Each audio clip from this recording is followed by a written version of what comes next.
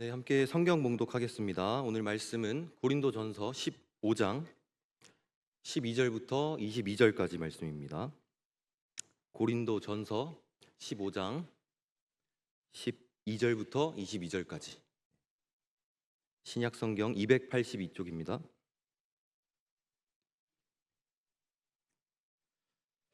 네, 함께 교독하겠습니다. 그리스도께서 죽은 자 가운데서 다시 살아나셨다 전파되었거늘 너희 중에서 어떤 사람들은 어찌하여 죽은 자 가운데서 부활이 없다 하느냐.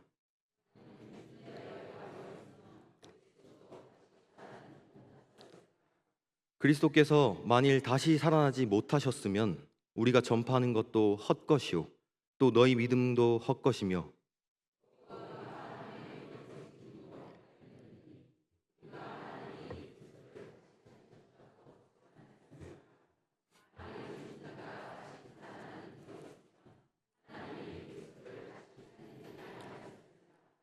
만일 죽은 자가 다시 살아난 일이 없으면 그리스도도 다시 살아나신 일이 없었을 터이요.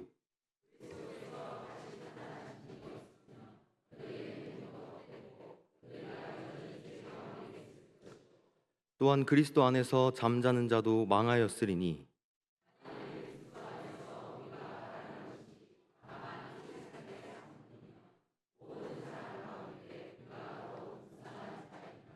그러나 이제 그리스도께서 죽은 자 가운데서 다시 살아나사 잠자는 자들의 첫 열매가 되셨도다.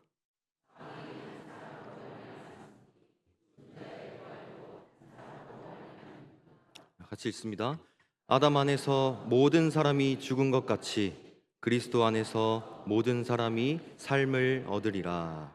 아멘. 귀한 찬양 감사합니다. 네, 오늘도 우예배 자리에 나오신 여러분들 환영하고 축복합니다. 네, 오늘 말씀의 제목을 같이 한번 읽어보겠습니다. 시작. 죽음이 끝이라 말하는 세상에게. 네. 오늘 말씀 통해서 예수님이 다시 살아나셨다, 부활하셨다는 소식이 얼마나 우리에게 복되고 귀한 그런 은혜의 소식인가를 함께 풍성하게 누리시는 그런 부활절이 되시기를 소망합니다.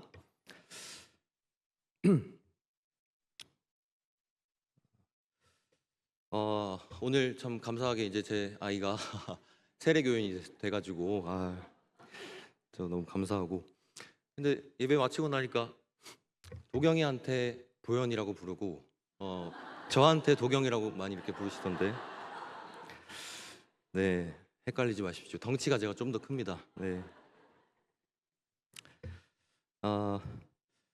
오늘 이제 우리가 인류 역사상 가장 기쁘고 우리 복된 소식, 바로 예수 그리스도의 부활, 그 부활을 우리가 찬양하고 기뻐하는 그 부활절에 우리가 모였습니다. 그래서 우리에게는 예수님이 이 십자가 형벌을 받으시고 돌아가셨다가 그리고 3일 만에 다시 살아나시고 하늘로 올라가셔서 다시 오실 것이라는 그 믿음과 소망을 우리 가지고 있기 때문에, 또 우리가 교회 다니면서 그만큼 그 내용에 대해서 많이 들어왔기 때문에 우리는 적어도 이 예수님의 부활에 대해서 뭐 그렇게 이질감을 느낀다거나 또 이상하게 생각하지 않고 그래도 좀 익숙하게 생각해 오는 경향이 좀 있습니다. 그런데 사실 과학적으로 봐도 또 세상적으로 봐도 이 호흡이 멈추고 또 심장박동이 완전히 멈췄던 그 생명이 다시 살아난다, 그런 일은 사실 불가능한 일이죠. 그래서 우리가 사는 이 세상은 죽음에 대해서 아주 차갑게 그리고 단호하게 이야기를 하는데, 세상은 죽음을 영원한 종말, 이렇게 말을 합니다. 또 모든 관계의 단절이다, 결코 극복할 수 없는 허무라고 이렇게 이야기하기도 합니다. 그래서 이제 죽음 앞에 선 인간은 한없이 우리가 무력해질 수밖에 없습니다. 아무리 돈이 많아도 권력이 높아도 또 죽음이라는 그 거대한 벽 앞에서는요, 누구나 작아질 수밖에 없는 것이죠. 사랑하는 사람을 떠나보낸 그 슬픔은 그 무엇으로도 메울 수 없는 깊은 그런 마음의 큰 구멍이 되어서 우리 가슴에 좀 남게 되기도 합니다. 왜 그렇게 될까요? 세상에서 죽음이라는 것은 그 자체로 끝이라고 말하고 있기 때문입니다. 세상은 죽음이 끝이라고 말하고 있죠.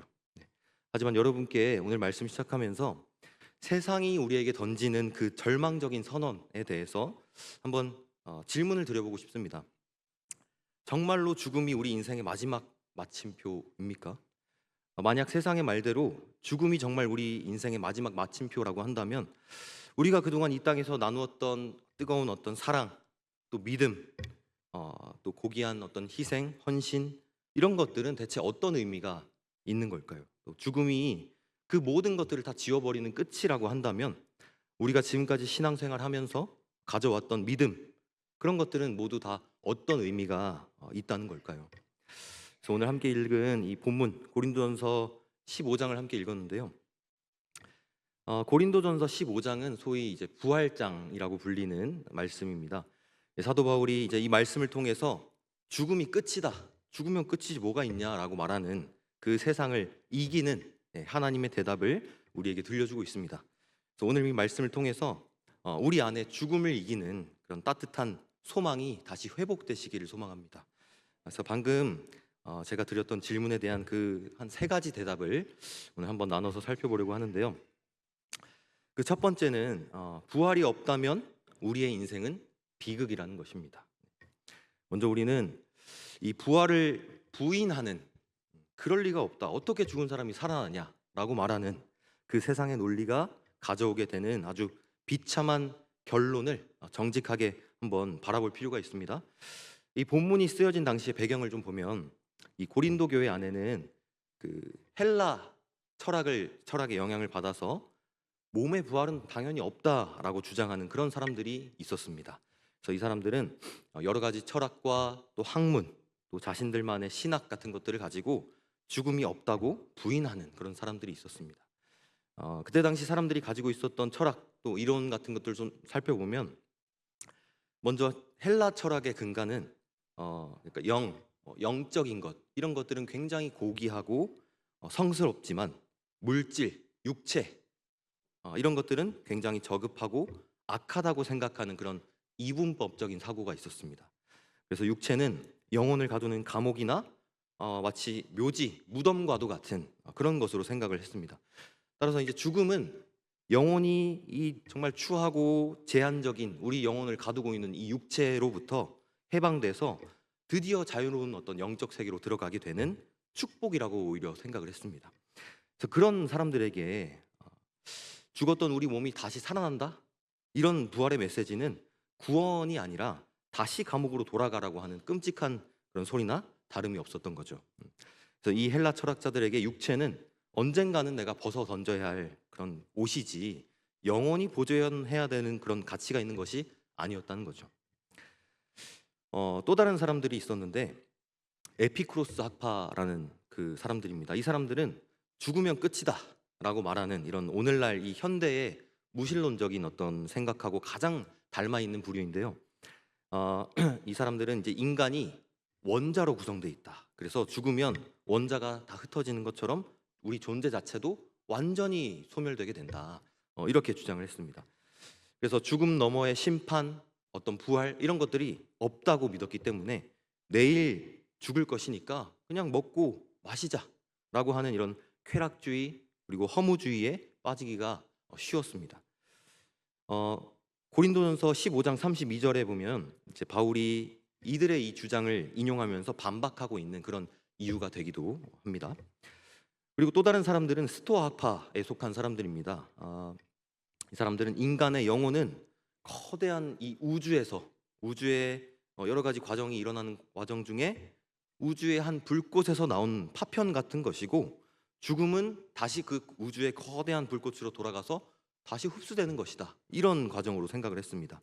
그래서 전체로 다 우리가 흡수되는 것이지 나 이보연 혹은 뭐 누구누구 아무개 이런 개별적인 인격 몸을 가지고 다시 살아난다는 개념은 그들에게는 있을 수 없는 일이었습니다.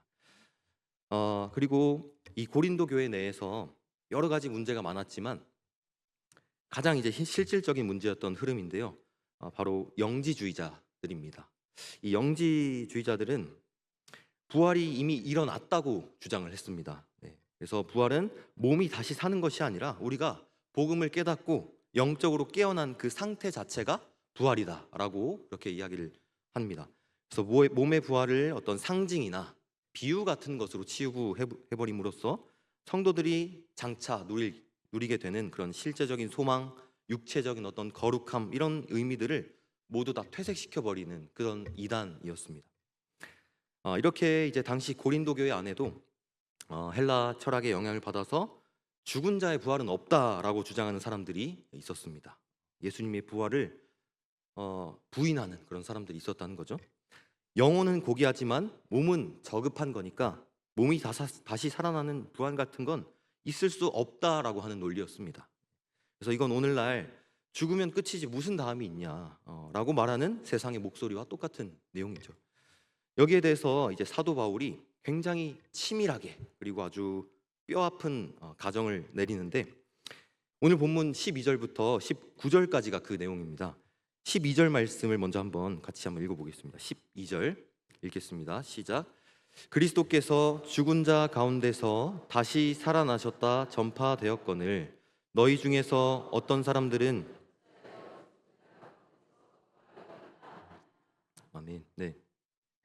그러니까 사도 바울이 어찌 부활이 없다고 하는가 대해서 이제 말을 하고 있는데, 그 처음에 말씀드린 것처럼 고린도전서 15장이 부활장이라는 별명이 있다고 말씀드렸는데, 이 1절부터 11절까지는 이제 예수님의 부활에 대해서 변증을 합니다. 그리고 12절부터 34절까지는 이미 죽은 사람들에 대해서, 그리고 35절부터 마지막 58절까지는 이제 우리의 몸이 부활할 것에 대해서 사도 바울이 열심히 이렇게 변증하는 내용입니다. 그래서 방금 읽은 12절에서 사도 바울이 뭐라고 하냐면, 그래 좋다, 너희 말대로 만약에 부활이 없다고 쳐보자.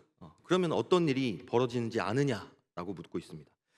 첫 번째로 그리스도께서도 다시 살아나지 못하셨을 것이라고 말합니다. 그래서 예수님이 여전히 무덤 속에 계시다면 그분은 구원자가 아니라 실패자에 불과하다라는 거죠. 두 번째는 우리가 전파하는 복음도 다 헛것이고 여러분의 믿음도 평생을 교회를 섬겨오면서 가져왔던 모든 그 시간들이 다 헛것이다.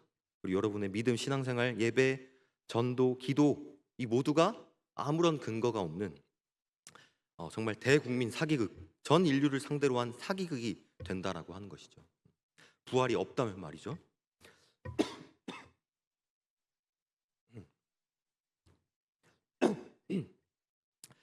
세 번째는 우리가 이제 여전히 그 죄 가운데 있을 것이고, 먼저 믿고 죽은 자들도 영원히 멸망했을 거라고 말을 합니다.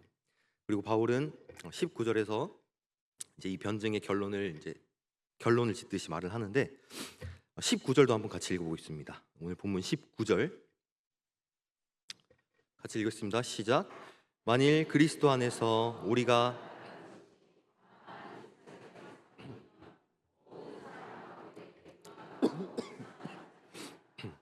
아멘. 여러분 특히 좀 이 19절 말씀, 방금 읽은 말씀을 한번 깊이 좀 생각해 보시면 좋겠습니다. 만약에 진짜 그냥 우리가 목숨을 다해서 나이가 많이 들어서 병이 들어서 어떤 사고를 당해서 우리 목숨이 끝나게 되면, 우리가 죽을 때가 끝이라고 한다면, 우리가 지금 주일마다 교회 나와서 예배드리고 이웃을 그렇게 사랑하라고 하면서 그 실천하고, 또 내가 조금 손해 보더라도 이웃을 좀 사랑하고 해왔던 것들, 그리고 이름도 빚도 없이 교회에서 봉사하고 헌신했던 그 모든 수고들은 다 뭐가 됩니까? 새벽마다 교회 나와서 기도하고, 또 제가 아까 새벽기도 마치고 식당에 잠깐 내려가 보니까 그 시간부터 벌써 권사님들이 또 식사 준비를 하고 계시더라고요. 새벽부터. 너무 대단하십니다. 근데 그 모든 수고와 섬김, 헌신들이 죽음이 모든 것을 지워버리는 지우개라고 한다면, 우리 신앙생활은 아마 세상에서 가장 어리석은 낭비이자 비극일 뿐일 것입니다. 정말로 부활이 없다면 우리가 뭐하러 교회에 나오고 있겠습니까? 뭐하러 새벽부터 힘들게 그런 일을 하고 있습니까? 그냥 조금이라도 더 놀고 빨리 먹고 마셔야죠. 죽으면 끝이니까요.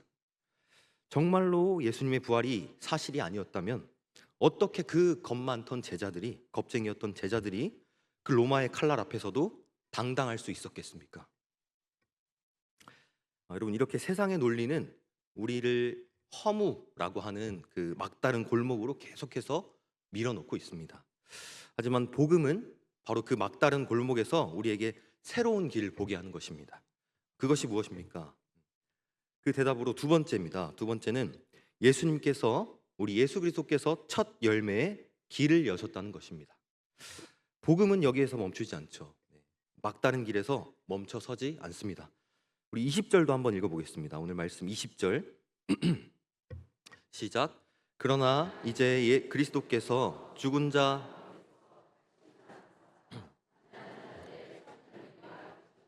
아멘. 여러분, 이 구절은 인류 역사를 완전히 뒤바꿔버린 위대한 그 반전의 선포입니다. 사도 바울이 여기서 아주 좀 놀라운 단어를 선택하는데, 성도의 죽음을 뭐 멸망이라든지 아니면 종말 이렇게 말하지 않고 잠자는 것이라고 말을 하고 있어요. 왜 잠잔다고 할까요? 여러분, 잠을 잠다는 것은 우리가 하루 일과를 마치고 밤에 잠이 드는데, 잠을 잔다는 것은 반드시 다시 깨어날 아침이 있다는 말입니다. 그래서 여기서 바울이 사용한 첫 열매, 이 첫 열매라는 표현은 구약의 좀 배경을 담고 있는데요. 이스라엘 백성들이 이제 농사를 잘 짓고 나서 가장 먼저 잘 익은 곡식 한 단을 제사장에 가져가서 그것을 하나님께 드리는 제사를 드렸습니다. 이것이 바로 초실절이라고 합니다. 그런데 여기에 이 첫 이삭 한 단이 의미하는 바가 무엇일까요? 이제 곧 전체 수확이 다 시작될 것이다 라는 보증이 되는 것입니다. 첫 열매가 맺혔다면 그 나머지 열매들도 똑같이 맺히게 될 것이라는 그 확실한 증거가 된다는 것이죠. 예수님께서 부활의 첫 열매가 되셨다라고 한다는 말은 그분을 믿고 따르는 우리 역시도 예수님과 똑같은 그 신령한 몸으로 반드시 깨어나게 될 것이라는 하나님의 약속입니다. 21절과 22절에서 설명한 것처럼 우리 첫 사람 아담이 지은 죄 때문에 그 아담 한 사람을 통해서 온 인류에게 이 죽음이라는 저주가 들어오게 됐지만, 이제 두 번째 아담이신 우리 예수 그리스도 한 분을 통해서 우리 모든 인류에게 부활의 생명이 주어지게 됐습니다. 세상은 죽음 앞에서 이제 모든 문이 닫혔다고 울고 있지만, 하나님은 부활을 통해서 이제 새로운 문이 열렸다고 선포하고 계십니다. 예수님의 부활은 단지 그 먼 옛날 2000년 전에 어떤 신비한 사건 정도가 아닙니다. 오늘을 사는 우리에게 내가 살아난 것처럼 너희도 똑같이 살아나게 될 것이다 라고 약속하신 하나님의 음성이라는 것을 기억하시기 바랍니다. 사도 바울은 이 부활장의 마지막을 죽음을 향한 승리의 선포로 마무리하고 있습니다. 우리 15장 55절 55절 한번 같이 읽어보겠습니다.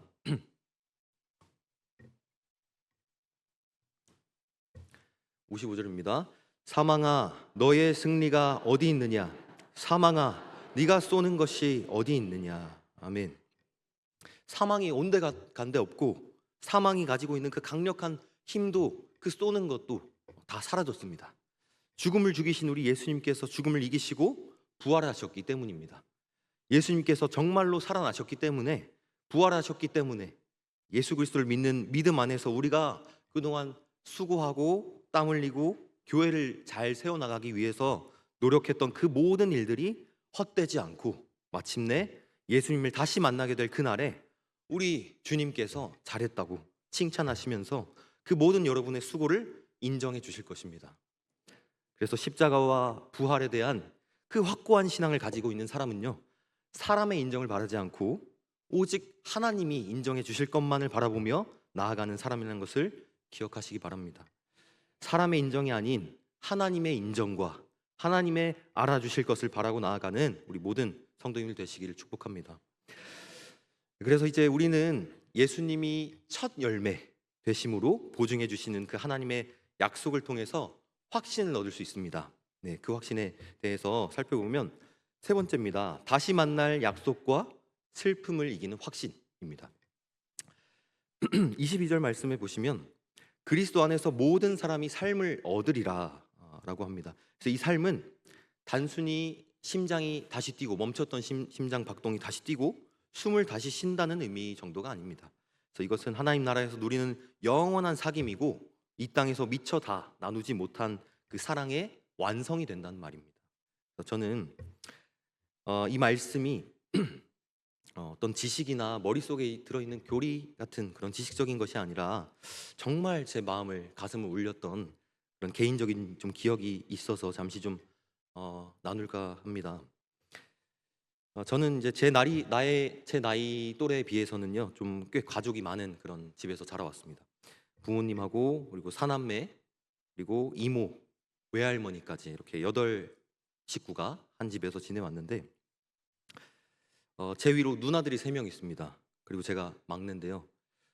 그때 당시만 해도 아들 아들 하던 시절이었으니까 딸 아들로 태어난 저를 저희 외할머니가 얼마나 예뻐하셨겠습니까?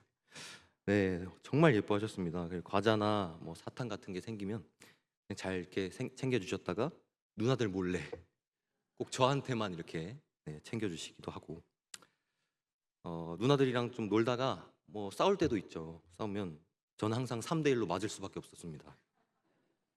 근데 그럴 때마다 울면서 제가 할머니한테 쫓아가면 다 이제 일러 바치면 할머니가 누나들을 막 혼내주시기도 하시고 또 할머니가 평생 이렇게 글을 읽지 못하시고 까막 눈으로 살아오셨는데 제가 한 초등학생 저학년 무렵에 그 교회에서 이제 한글을 조금씩 배우시기 시작했습니다. 이제 그러던 어느 날 부활절에 교회에서 이제 계란을 나눠주면서 거기에다가 사랑하는 사람 이름을 한번 적어보세요. 계란 나눠주고 싶은 사람이 있으면 거기다가 이름을 한번 적어보세요라고 했대요. 근데 이제 한글을 모르셨던 할머니가 처음으로 적어보셨던 한글이 제 이름 석자였습니다. 네. 그 계란에다가 이보연 적어서 저한테 이제 이렇게 휴지에 싸가지고 그 계란을 주셨던 기억이 아직도 생생한데, 그래서 이제 그 제가 어린 나이에 제가 느끼기에도 우리 누나들이 좀 섭섭하지 않을까 이 정도면 그렇게 느낄 정도로 미안한 마음이 들 정도로 저를 유독 많이 예뻐해 주셨습니다. 그래서 저도 마찬가지로 이제 할머니에 대한 마음이 좀 애틋하고 훨씬 특별했던 것 같은데, 그러다가 이제 제가 성인이 되고 나서 이제 할머니 건강이 조금씩 나빠지기 시작하고 또 이제 치매 증상도 나타나게 되면서 요양병원에 들어가게 되셨어요. 근데 그 사이에 이제 제가 결혼을 준비하게 됐는데 할머니가 이제 제 결혼식에는 꼭 오시면 좋겠다 이렇게 생각을 하고 있었죠. 근데 결혼식을 이제 날짜를 다 잡아놓고 있는데 2달 정도 남았을 때 할머니가 좀 위독하시다는 소식을 듣게 됐습니다. 그래서 제가 이제 그때는 좀 멀리 떨어져 있어서 기차를 타고 먼 거리를 좀 달려갔는데 할머니가 저를 기다려주지 못하시고 제가 가는 사이에 이제 요양병원에서 돌아가시게 됐습니다. 그래서 이제 부랴부랴 병원에 뛰어 들어오면서 이미 돌아가신 할머니 손을 잡고 정말 많이 펑펑 울었던 것 같습니다.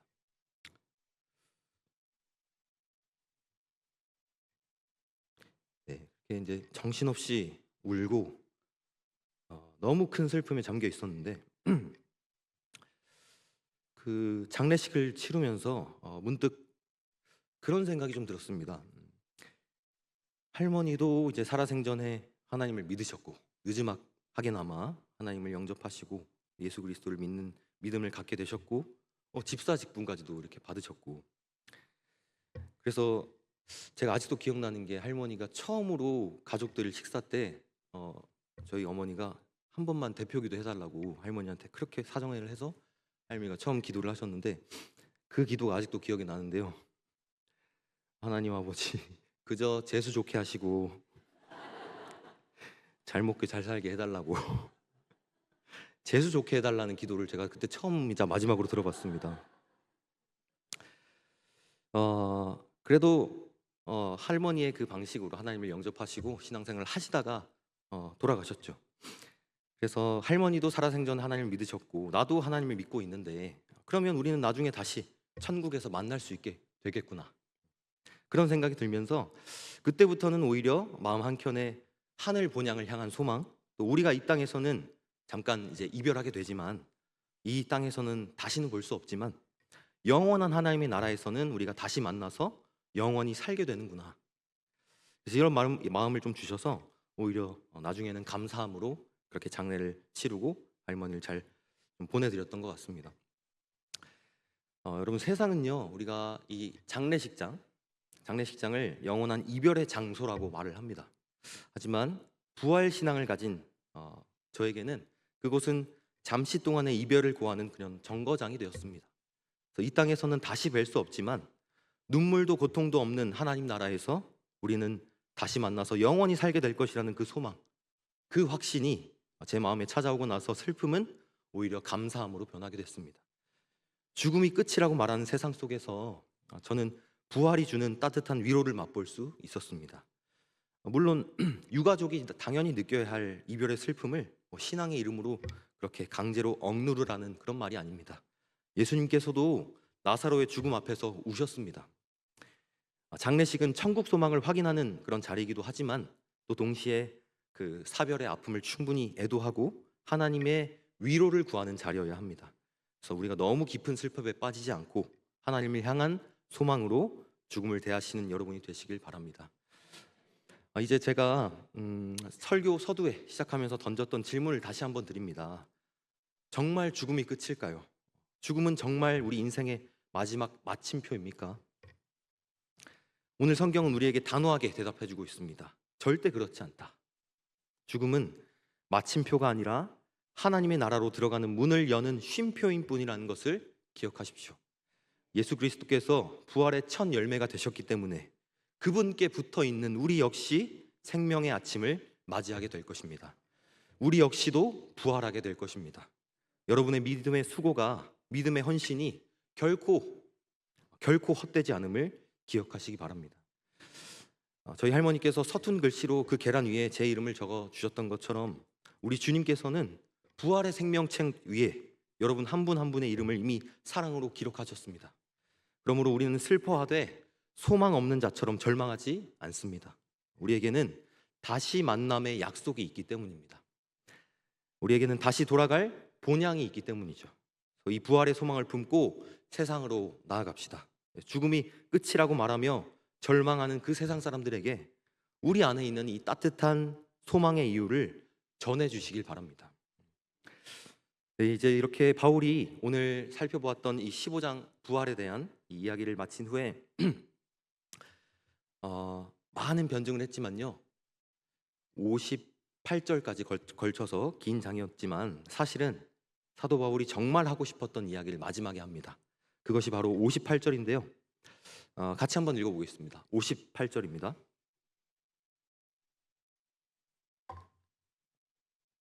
읽겠습니다. 시작. 그러므로 내 사랑하는 형제들아, 견실하며 흔들리지 말고 항상 주의 일에 더욱 힘쓰는 자들이 되라. 주 안에서 헛되지 않은 줄 알미라. 너희 수고가 주 안에서 헛되지 않은 줄 알미라. 아멘. 예수님의 부활하심을 믿는 사람은 주님의 일에 더욱더 힘써야 합니다. 내 사랑하는 형제들아, 견실하고 흔들리지 말아라. 항상 주의 일에 더욱더 힘써라. 예수님이 다시 사셨다는 그 부활을 믿는 사람은 주님의 일에 더 힘쓰는 사람입니다.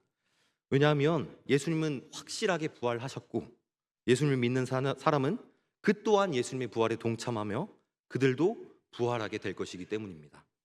우리가 부활한 후에 여러분이 이 땅에 사는 동안 하나님 나라를 위해서 수고하고 헌신한 그 모든 땀과 눈물을 우리 주님께서 닦아주실 것이기 때문입니다.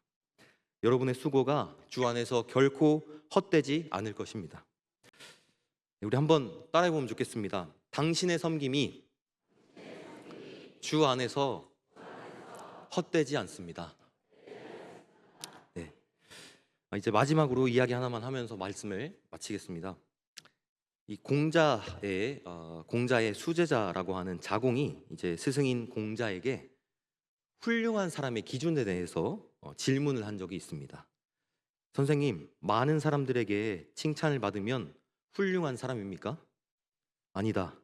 사람들에게 뇌물을 주고 속임으로 칭찬을 받을 수도 있는 일이다.